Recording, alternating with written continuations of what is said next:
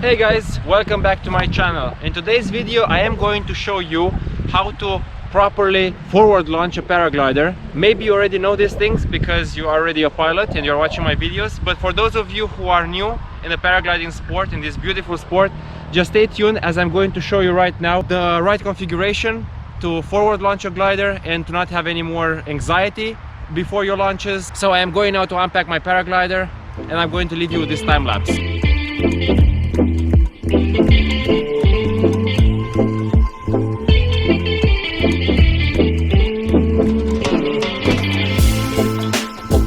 Okay, so the first step is done. The wing is laying on the ground. I am going now to take this GoPro, mount it on my helmet, for me to be able to show you how to arrange your lines before you even go in the forward launch configuration. So here we go.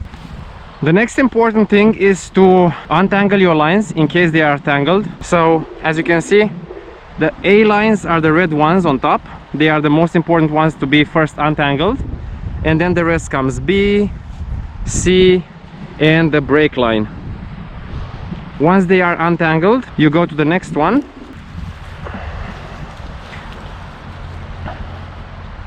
As you can see, all of them are running free to the wing. Sometimes the lines are laying on top of each other and you just have to shake them a bit like that. They are coming off themselves, so everything looking good. Now we go to the next step, which is also very important. This V-shape sign here represents the middle of your wing, so you have to place yourself with your risers and with your harness when you are taking off or when you are launching, right in this position in the middle of the wing, because that's going to simplify your takeoff. Okay, so once the glider is already set on the ground and the lines are untangled, you are putting on the harness, and I am sure that you already know how to buckle up in your harness.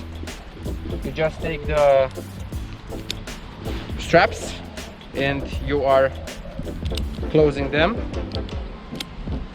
That would be it. So I am secured in 1, 2, 3 points, and now I am going to show you how to attach the risers to your carabiners in the forward launch configuration. After you have already also the harness on, you're taking, let's say, the left riser, and when you want to attach it to your carabiner, you open your carabiner first, you hold it down, and as you can see, I have the riser in my hand, and now I'm just making like a little twist like this, and I am going through the loop on my carabiner, and I will do the same on this side. Open the carabiner, take the riser and make a little twist and close it.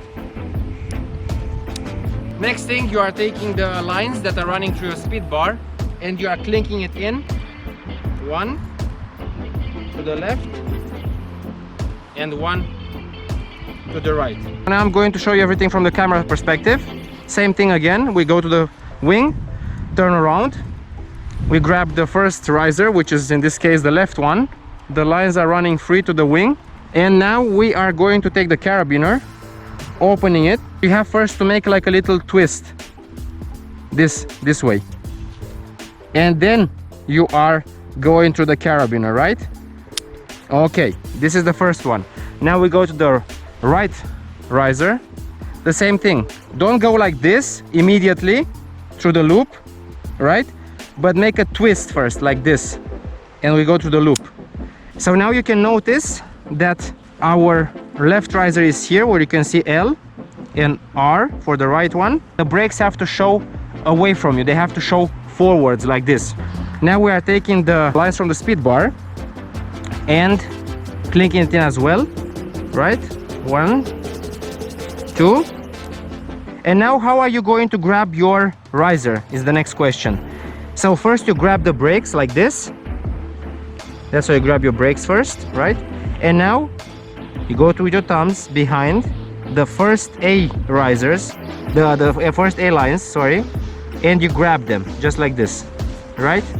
And now you throw everything else backwards on your arms and you're ready to go. I am now closer to you because I would like to show you and to explain to you what happens when you are pulling the glider now. When you have no wind at all, like almost 0 km/h wind, the best is to go as far as you can to the edge, to the trailing edge of your glider like this.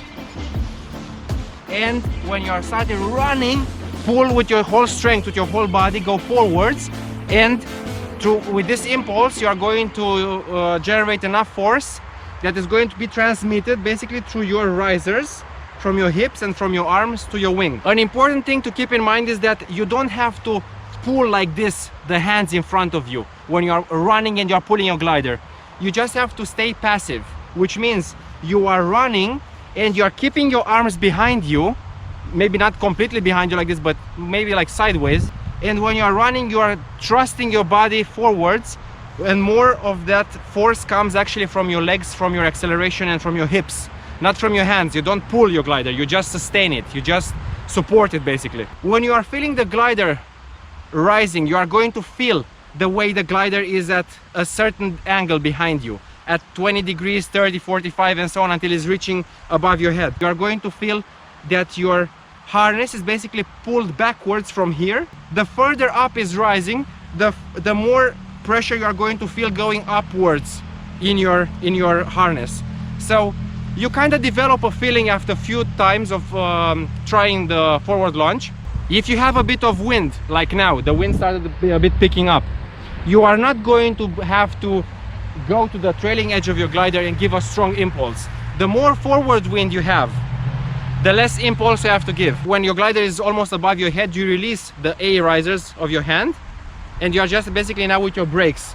And you are going to look at your wing, make a check to the left, to the right, see that it's free of debris, that there are no knots in your lines, that everything is untangled.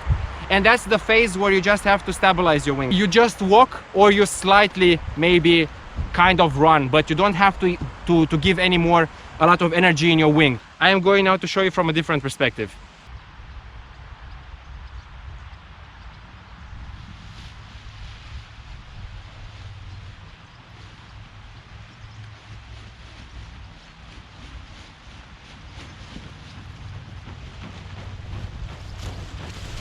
Woo-hoo-hoo!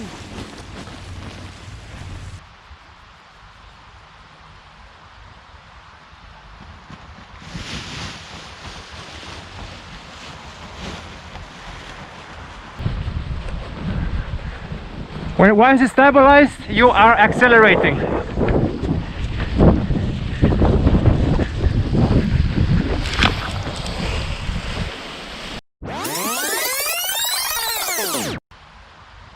In this situation I had no wind, so I walk back a couple of steps and I speed up with a great impulse. The energy is sufficient to let the glider climb. My hands are not pulling on the A lines, just my shoulders, my legs and my hips are used to bring up the wing. I should have kept pushing a bit more, but it was still enough to bring it over my head and stabilize it. This is an example of an asymmetrical rise of the paraglider.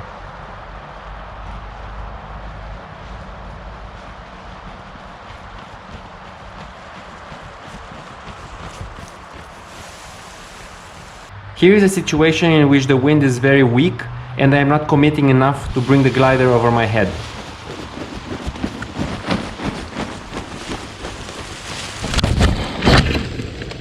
And here you can see that even in the climbing stage of the glider, you can still steer it in the direction that you want to go. You achieve that with a balance between body shifting, shoulder pressure, and some brakes on the side you want to turn. Alright guys, I am ready to go now. Soon it's going to start to rain, but before that I would like to make a quick recap of what is important at a forward launch. So the most important things when you are launching forward your glider is to stay in the middle of it, because that's how you are going to have a symmetric launch. The wing is going to come symmetrically up. You have to keep in mind, the less wind you have, the more impulse you have to give to the wing to bring it up in the air, and the more wind you have, the less impulse. So it is actually very intuitive.